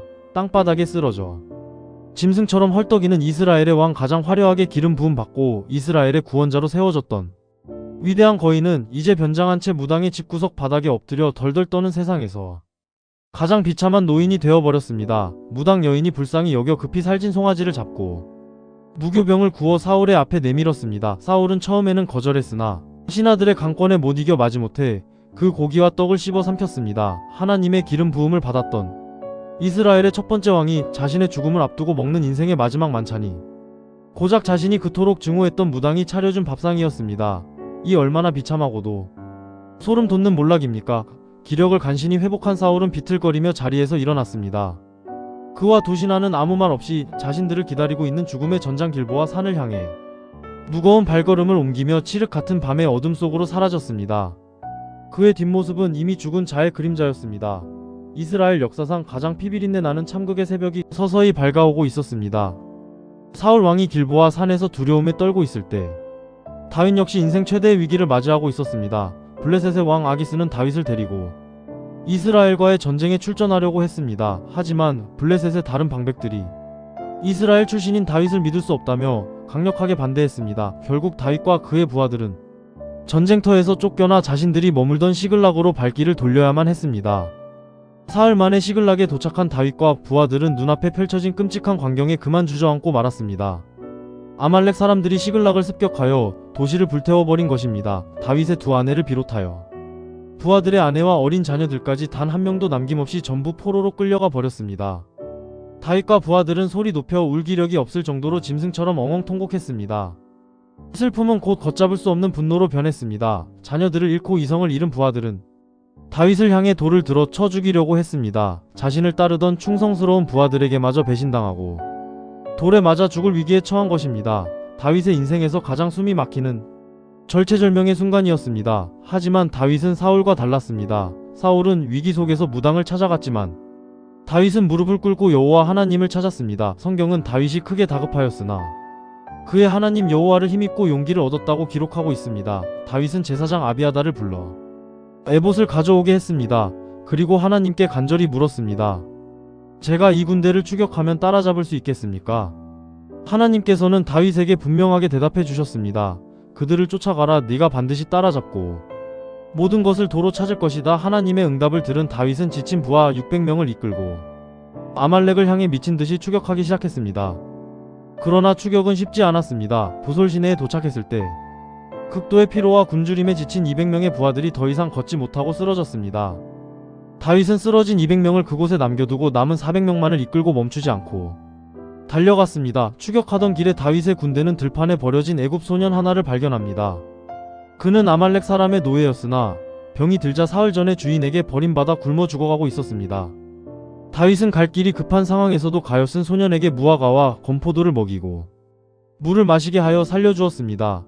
기력을 회복한 소년은 다윗을 아말렉 사람들이 있는 곳으로 정확하게 안내했습니다. 작은 생명 하나를 귀하게 여긴 다윗의 선한 행동이 승리의 결정적인 열쇠가 된 것입니다. 아말렉 사람들은 다윗의 군대가 쳐들어오는 줄도 모르고 약탈한 전리품들을 펼쳐놓고 먹고 마시며 춤을 추고 있었습니다. 다윗은 새벽부터 다음날 저녁까지 그들을 맹렬하게 공격했습니다. 낙타를 타고 도망친 400명의 소년을 제외하고는 아말렉 군대는 완전히 전멸했습니다. 다윗은 끌려갔던 아내들과 자녀들을 머리카락 하나 상하지 않고 모두 구출했으며 잃어버렸던 모든 재산과 가축까지 완벽하게 되찾았습니다. 모든 것을 되찾고 돌아오는 길에 부솔 시내에 남아있던 200명의 부하들과 다시 만났습니다. 이때 전쟁에 참여했던 400명 중에서 악하고 이기적인 자들이 불만을 터뜨렸습니다. 저들은 우리와 함께 싸우지 않았으니 가족들만 돌려주고 전리품은 한 푼도 나누어 줄 수 없습니다. 하지만 다윗은 단호하게 고개를 저었습니다. 다윗은 이 승리가 우리의 힘으로 얻은 것이 아니라 여호와 하나님께서 주신 은혜임을 분명히 선포했습니다. 전쟁터에 내려가서 칼을 휘두른 자나 피곤하여 짐을 지킨 자나 모두가 동일하게 전리품을 나누어 가져야 합니다. 이 위대한 결정은 훗날 이스라엘 전체의 영원한 법과 규례가 되었습니다. 다윗은 자신을 돌로 치려 했던 부하들을 용서했고 버려진 이방인 노예를 살려주었으며 연약하여 쓰러진 자들까지 끝까지 품어 안았습니다. 비록 블레셋의 변방을 떠도는 초라한 도망자 신세였지만 그의 내면은 이미 상처 입은 백성을 품고 먹이는 이스라엘의 진정한 왕으로 완벽하게 준비되어 있었습니다. 다윗이 시글락에서 아말렉을 물리치고 잃어버린 모든 것을 되찾고 있을 무렵 이스라엘 북쪽 길보아 산에서는 이스라엘 역사상 가장 비극적인 전투가 벌어지고 있었습니다. 블레셋의 거대한 군대가 이스라엘을 무참히 짓밟으며 밀고 올라왔습니다. 하나님의 영이 떠난 이스라엘 군대는 블레셋의 칼날 앞에서 낙엽처럼 쓰러졌습니다. 사울의 군대는 길보아 산으로 도망쳤지만 블레셋 군사들은 끝까지 추격했습니다. 이 처절한 전투 속에서 이스라엘의 위대한 영웅이자 다윗의 영혼의 친구였던 요나단이 블레셋의 칼에 맞아 전사하고 말았습니다. 사울의 다른 두 아들인 아비나답과 말기수아도 그 자리에서 함께 목숨을 잃었습니다. 아버지 사울의 죄악으로 인해 죄 없는 아들들마저 비참한 최후를 맞이한 것입니다. 전세는 완전히 기울었고 블레셋의 활 쏘는 자들이 마침내 사울 왕을 발견했습니다. 빗발치는 화살 중 하나가 사울의 몸에 깊숙이 박혔습니다. 치명상을 입고 피를 흘리며 쓰러진 사울은 자신의 무기를 드는 병사에게 다급하게 명령했습니다. 내 칼을 빼어 나를 찌르라. 저 할례 받지 않은 자들이 와서 나를 찌르고 모욕할까. 두렵다 하지만 병사는 너무나 두려워하여 감히 왕을 찌르지 못했습니다. 적들에게 붙잡혀 끔찍한 수모를 당할 것을 직감한 사울은 결국 스스로 자기 칼을 뽑아 그 위에 엎드러졌습니다. 이스라엘의 첫 번째 왕으로 선택받아 그 누구보다 화려하게 시작했던 거인 사울은 이렇게 길보아 산의 차가운 흙바닥에서 스스로 목숨을 끊으며 처절하게 몰락하고 말았습니다. 왕이 죽은 것을 본 무기 드는 병사도 왕을 따라 자기 칼 위에 엎드러져 죽었습니다. 다음날 이스라엘 군대의 시체를 벗기러 온 블레셋 사람들은 길보아 산에 쓰러져 있는 사울과 그의 세 아들의 시신을 발견했습니다. 승리에 도취된 그들은 사울의 머리를 베고 그의 갑옷을 벗겼습니다. 그리고 이 기쁜 소식을 자기들의 우상 신전과 백성들에게 알리기 위해 사방으로 전령을 보냈습니다. 사울의 갑옷은 아스다로 신전에 바쳐졌고 사울과 아들들의 시신은 배산 성벽의 짐승처럼 매달리는 끔찍한 수모를 겪게 됩니다. 그런데 이 참혹한 소식을 듣고 밤새도록 달려온 사람들이 있었습니다. 바로 요단강 건너편 길르앗 야베스 주민들이었습니다. 수십 년 전 암몬 사람들에게 오른쪽 눈이 다 뽑힐 위기에 처했을 때 젊은 사울 왕이 군대를 이끌고 와서 그들을 구원해준 적이 있었습니다.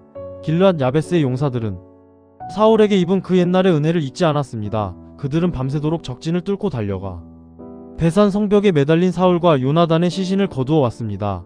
그리고 야베스로 돌아와 시신을 정성껏 불사르고 그 뼈를 에셀 나무 아래에 묻어주었습니다.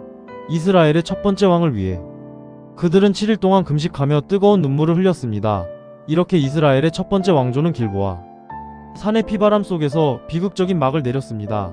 인간의 욕망으로 세워졌던 껍데기뿐인 왕국은 무너졌지만 이것은 결코 이스라엘의 끝이 아니었습니다.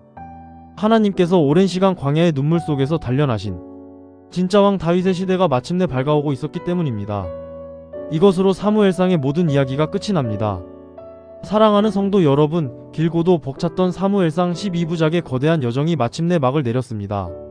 한나의 피토하는 절망과 기도로 시작되었던 이 이야기는 길보아 산의 비극적인 피바람 속에서 끝이 났습니다. 우리는 이 긴 시간 동안 겉보기에 완벽했던 인간의 왕 사울이 어떻게 교만 속에서 무너져 내리는지, 그리고 아무도 주목하지 않던 들판의 목동 다윗이 어떻게 하나님의 진정한 왕으로 빚어지는지 두 눈으로 똑똑히 지켜보았습니다. 사울의 죽음은 단순한 한 사람의 몰락이 아닙니다. 하나님을 떠나 오직 자신의 힘과 욕망으로만 세운 인생의 바벨탑이 얼마나 허망하게 무너지는지를 보여주는 엄중한 경고입니다. 반면 다윗이 겪어야 했던 그 끔찍한 광야의 시간들은 결코 버려진 고난이 아니었습니다. 그것은 이스라엘의 가장 찬란한 황금기를 이끌어갈 성군을 만들어내는 하나님의 위대한 재련소였습니다. 혹시 지금 여러분의 삶이 억울하게 쫓기던 다윗처럼 메마른 광야 한가운데를 걷고 계신가요? 사방이 막막한 벽으로 둘러싸여 있고 어디로 가야 할지 몰라 홀로 깊은 동굴 속에서 눈물 흘리고 계시지는 않습니까? 그렇다면 오늘 길보아 산에서 끝이 난 사울의 비극 너머로 밝아오는 새로운 새벽을 바라보시기를 바랍니다. 내 인생이 완전히 끝났다고 생각되는 그 광야의 끝자락에서 하나님은 이미 여러분을 위한 새로운 승리의 시대를 준비하고 계십니다. 우리가 흘린 모든 눈물과 한숨은 마침내 하나님의 손안에서 가장 빛나는 영광으로 바뀌게 될 것입니다. 인간의 어리석음으로 세워진 껍데기뿐인 왕국은 무너졌지만 살아계신 하나님의 진짜 역사는 이제부터가 시작입니다. 다가오는 사무엘하에서는 기나긴 연단을 마친 다윗이 마침내 이스라엘의 왕좌에 오르며 펼쳐지는 거대한 승리와 회복의 이야기가 여러분을 기다리고 있습니다. 새로운 이야기가 시작될 때까지 여러분이 딛고 선 그 삶의 자리에서 절망하지 마시고 끝까지 믿음으로 승리하시기를 간절히 축복합니다. 지금까지 사무엘상의 긴 여정을 함께 걸어주신 성도 여러분 진심으로 감사합니다. 다음 시간에 사무엘하의 가슴 뛰는 첫 번째 이야기로 다시 찾아오겠습니다. 평안한 한 주 보내시기를 바랍니다. 오늘 영상이 여러분의 마음에 닿았다면 구독과 좋아요, 알림 설정으로 응원해주세요. 여러분의 따뜻한 격려 덕분에 이 채널은 매일 조금씩 성장하고 있습니다. 주님의 은혜 안에서 저희의 모든 발걸음이 여러분과 늘 함께하기를 기도합니다. 오늘도 함께해 주셔서 감사합니다.